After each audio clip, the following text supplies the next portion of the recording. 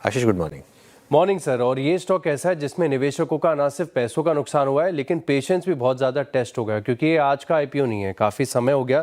नवंबर 2021 में एक कंपनी आई थी और बड़े हाइप के साथ आई थी, बड़े महंगे वैल्यूएशंस पर आई थी, और वहाँ से अगर आप देखें तो स्टॉक में सिर्फ और सिर्फ आपको गिरावट ही देखने को मिल रही है।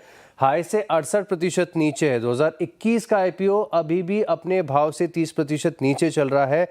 और दरअसल कंपनी के बारे में मैं आपको बता दूं कि विमेन के जो बॉटम वेयर ब्रांड्स होते हैं इसमें मार्केट लीडर है, काफ़ी सारे प्रोडक्ट्स हैं इनके पास, लेकिन ये स्टॉक चल नहीं पा रहा है।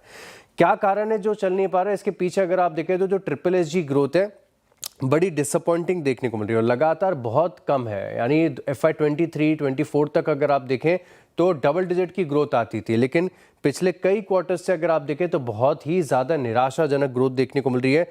पिछले क्वार्टर में ऑलमोस्ट -4% की ट्रिपल एस जी थी। क्वार्टर 1 FY26 -2%, क्वार्टर 4 FY25 2%, और उससे पहले वाले क्वार्टर में 0% ग्रोथ मिसिंग है और एक बहुत बड़ा की कंसर्न है। और इसी को एड्रेस करते हुए जो पहले FY26 के लिए स्टोर एडिशन की गाइडेंस कंपनी दे रही थी 120 की, अब इसे घटाकर 80 से 90 कर दिया है। और कंपनी खुद कह रही है कि जब तक ट्रिपल एस जी बेहतर नहीं होती तब तक मार्जिन्स को बचाने के लिए अब अपने केपेक्स के प्लान्स को, एक्सपेंशन प्लान्स को थोड़ा सा ट्रिम करेंगे। साथ ही दिक्कत यह है कि इन्वेंट्री लगातार पाइल अप होती जा रही है, माल बिक नहीं रहा है, और इसी के चलते अगर आप देखें तो वर्किंग कैपिटल रिक्वायरमेंट काफ़ी ज़्यादा है। जो इन्वेंट्री डेज रेशियो है ये तकरीबन 336 दिनों का है। ये अपने आप में बड़ा सिग्निफिकेंट हो जाता है, क्योंकि इस इंडस्ट्री के लिहाज से 336 डेज का इन्वेंट्री डेज का रेशियो अपने आप में बड़ा नेगेटिव बताया जाता है।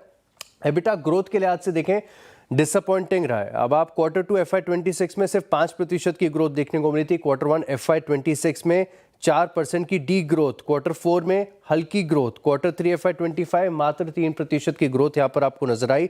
और साथ में अगर आप देखें तो दिक्कत की बात ये भी है कि लगातार डेट भी बढ़ता जा रहा है, तो अपने आप में कंसर्न है। परफॉर्मेंस बिल्कुल नहीं आ रही, ग्रोथ मिसिंग है। महंगे वैल्यूएशन पर आईपीओ आया था और नतीजा ये कि स्टॉक में आई है सिर्फ और सिर्फ गिरावट।